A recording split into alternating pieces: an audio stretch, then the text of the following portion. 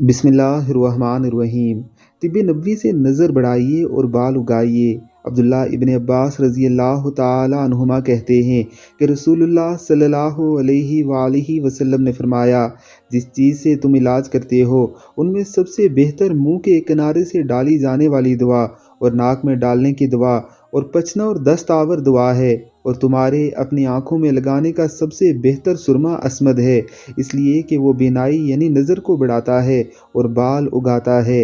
रसूलुल्लाह सल्लल्लाहु अलैहि वसल्लम के पास एक सुरमादानी थी, जिससे सोते वक्त हर आँख में 3 सुलाई लगाते थे।